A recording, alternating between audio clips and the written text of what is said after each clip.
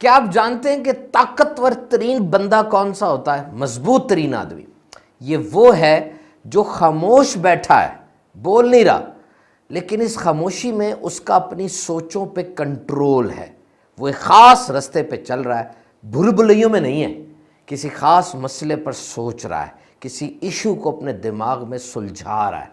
और जब खामोशी टूटेगी वो उठ के खड़ा होगा, अब वो कुछ तय कर चुका होगा, समथिंग हैज़ बीन डिसाइडेड।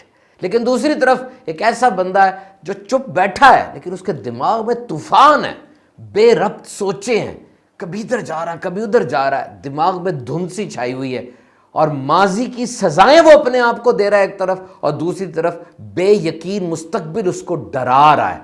और जिस तरह ये सफ़े इस किताब के पलटे जा रहे हैं, इस तरह उसके जहन के अंदर सोचे जा रही हैं। 5 सेकंड भी वो किसी एक बात पे नहीं सोचता, फिर शफल कर देता है, फिर नई बात उसके सामने आ जाती है। एंड माइंड यू, नफ्सियाती अमराज की सबसे बड़ी वजह इसी तरह सोचों को बदलते रहना और माजी को पकाते रहना है। तो आज सुबह नतारी पॉडकास्ट में यही मौजू है, ओवर थिंकिंग, ज्यादा सोचना, उलझी हुई सोचे, बिखरा हुआ दिमाग। The problem is actually not the problem is the incredible amount of overthinking you are doing with the problem.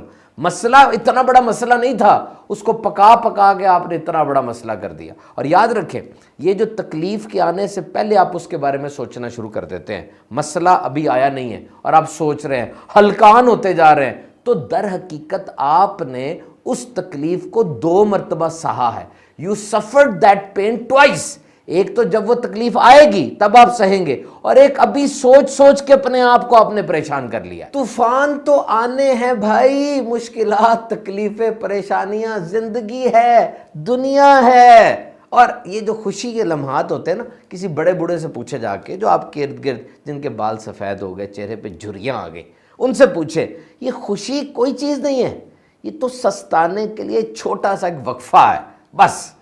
अरे जिंदगी तो जहद मुसलसल का नाम है जनाब, हर वक्त नया चैलेंज। आज कोई फौत की हो गई, कल इम्तिहान में फेल हो गए, दुकान में मसला हो गया, फाइनेंशियल लॉस हो गया। This life is a journey full of challenges. और फिर बज़ाहिर खुशी में देखे, शादी है, खुशी का लम्हा है ना। अब शादी के दिन सबसे परेशान कौन होता है? लड़की का बाप। क्यों? आज अगर एक प्लेट खाना भी कम हो गया ना तो मेरी खैर नहीं है। तो लाइफ इज ए स्ट्रगल, आपने ज्यादा सोचना नहीं है। तो अगर आप आते हुए तूफान के इंतजार में सारी जिंदगी गुजार देंगे, आया नहीं है, इंतजार में, तो फिर ये अभी जो सूरज की इतनी प्यारी रोशनी है, आप उसको एंजॉय नहीं कर सकेंगे।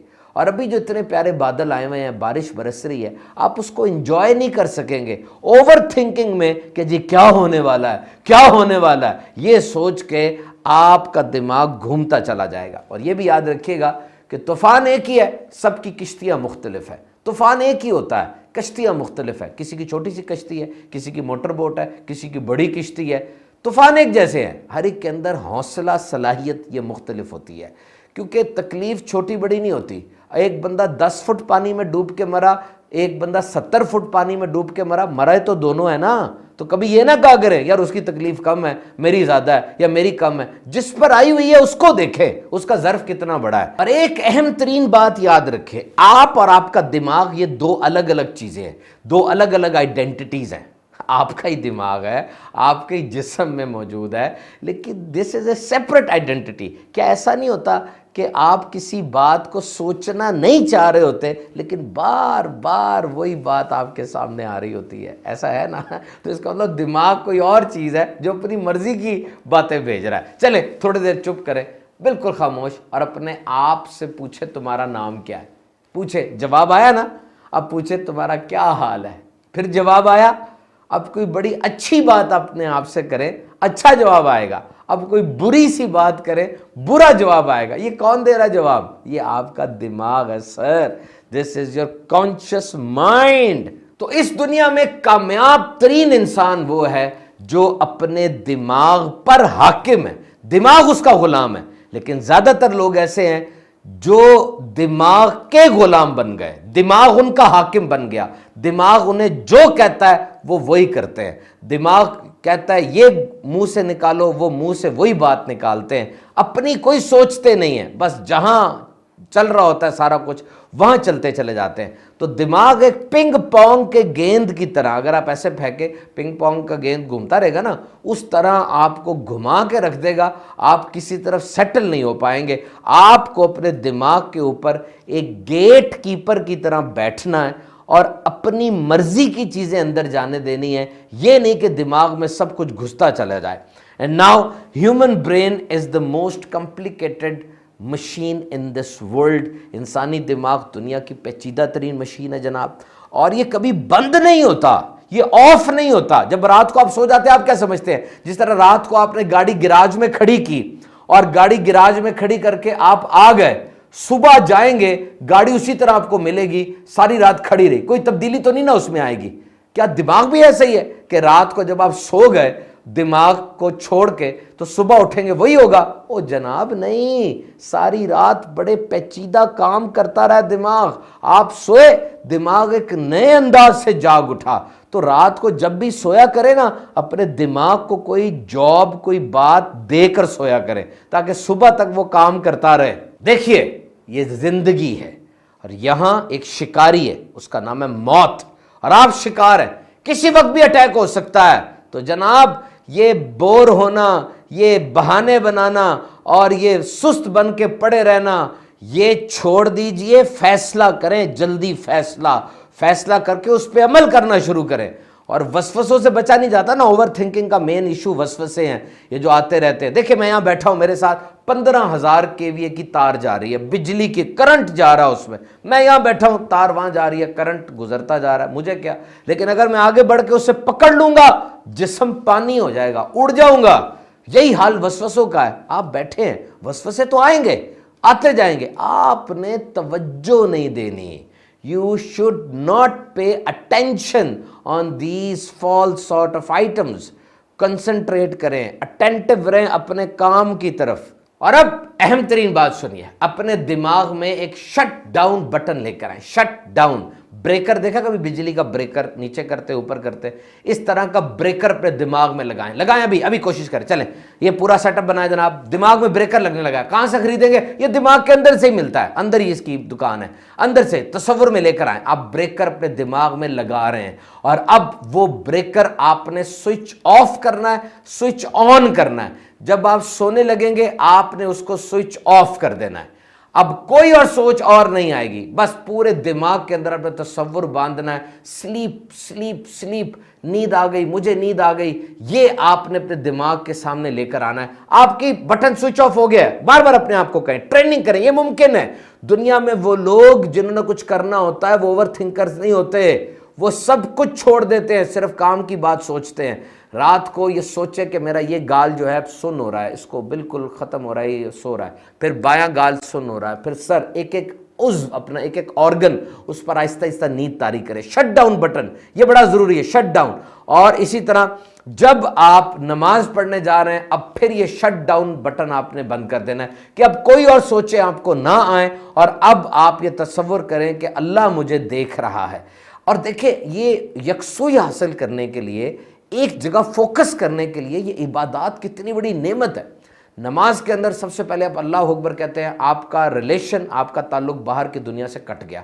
फिर एक ख़ास हालत में, कभी खड़े होकर, कभी रुकू में, ये मेडिटेशन के लिए बड़ा ज़रूरी है कि आपकी हालत क्या है, आपकी बॉडी का पोस्चर क्या है। जब आप खड़े हैं क़याम में, आपकी नज़रें सजदे की तरफ है, आप रुकू में गए, आपकी नज़रें नाखून की तरफ है, आप अत्ताहियात बैठे, आपकी नज़रें झोली की तरफ है। कैसे तवज्जो को एक जगह इकट्ठा करने के लिए बेहतरीन मैकेनिज्म है। रोजे को देखें, रोजादार ने नेमतें छोड़ दी, क्यों छोड़ी? अपने अल्लाह के कहने पे। अब उसका फोकस क्या है, किस तरफ उसका फोकस सेट हुआ हुआ है? हज के मौके पर हम एक डॉक्टर साहब, जिनका टाइम हफ्तों का नहीं मिलता था, वो कहते जी वहां जाके तो एक ही तरह के सबने कपड़े पहने हैं, 2 चादरें, और यही फोकस है कि जो अब हज के अरकान है उसको कंप्लीट किया जाए। आज ये करना है, कल ये करना है, परसों ये करना है, बस यही फिक्र लगी हुई है, तो हमारा फोकस सेट हो जाता है। तो ये बात तय हो गई जनाब कि जो ओवर थिंकर हैं, जिनकी सोचें बेरब्त रहती हैं, जिनका दिमाग घूमता रहता है, कभी सीधा नहीं हो पाता, जो हमें कहते हैं जी हमारे सोचें बड़े तंग करती हैं, तो वो इन इबादात में दिल लगाएं, इन इबादात की हैबिट बनाएं और जो ठीक है वो जरूर करें, इसलिए कि ऐसा ना हो कि वो भी ओवरथिंकर बन जाएं, उनका फोकस सेट रहना चाहिए। So overthinking is a mental trap. Overthinking दर हकीकत आपके दिमाग का बना हुआ एक जाल है जो कि आपको खुशियों से महरूम कर रहा है। It's robbing your happiness. कभी भी इस जाल में आपने फंसना नहीं है, बल्कि आपने पॉजिटिव रहना है। सबसे पहला क्या काम आप कर सकते हैं, आप अच्छे अल्फाज अपने मुंह से दोहराएं। जस्ट अटर गुड वर्ड्स, आगे से आगे अच्छे अल्फाज दोहराएं। Remember, energy flows where your attention goes. आपके जिस्म की एनर्जी उसी तरफ जाएगी जहां आपकी तवज्जो जा रही है। कुछ ऐसे लफ्ज़ चुन लें जिन्हें आप अपनी ज़बान से दोहराते रहेंगे। ये देखिए, अल्लाह रहमान और रहीम है, प्यारे आका सल्लल्लाहु अलैहि वसल्लम रहमतल लिल आलमीन है, मेरी वालिदा मुझसे बहुत मोहब्बत करती हैं, मदीना शरीफ, कुरान मजीद दिलों का सुकून है, नमाज दीन का सतून है। इस तरह के अल्फाज अपने आप से दोहराएं और फिर किसी ऐसे के पास जाएं जिससे आप बेगर्ज की मोहब्बत करते हैं, जिसमें कोई छोटा बच्चा है, आपका बेबी है, उसके पास जाएं, उसके साथ मिलें, उसको गले लगाएं। इससे सेरोटोनिन, एंडोर्फिन ऐसे केमिकल्स रिलीज होते हैं इंसान के दिमाग से जो कि उसको फ्रेश कर देते हैं। और फिर ये याद रखें कि सोचों की जुगाली न करें। Do not ruminate the thoughts. जिस तरह एक गाय खाना खाती है, जुगाली करती है, जुगाली करती है, जुगाली करती है, उसी चीज़ को घुमाती जाती है। नहीं, माजी को छोड़ दें, माजी को छोड़ दें। माजी से कोई नई बात आपको नहीं मिलनी, वही पुरानी बातें हैं। अगर आप माजी को सख्ती के साथ पकड़ के रखेंगे, उतना मुस्तकबिल आपसे फिसलता जाएगा। अगर आपको माजी से कोई कॉल आ रही है, ना अटेंड करें, उसके पास कोई नई बात सुनाने के लिए नहीं है। माजी रहने के लिए बड़ी अच्छी जगह है क्योंकि वहां पर रेजिस्टेंस नहीं है, सारा कुछ देखा वाला है और सारी तवज्जो, सारी ताकत आपकी आगे की तरफ लगनी चाहिए क्योंकि जिंदगी आगे बढ़नी है। ये देखिए, सामने आपको दो दरवाजे नजर आ रहे हैं, एक माजी का दरवाजा, एक मुस्तकबिल का दरवाजा है। उठें, गहरा सांस लें, माजी के दरवाजे को बंद करें, मुस्तकबिल के दरवाजे को खोलें और उसमें दाखिल हो जाएं।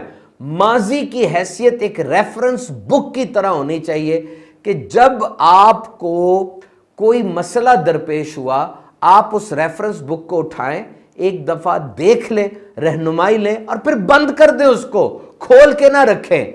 माजी की बातों में अपने आप को सजा देना छोड़ दें।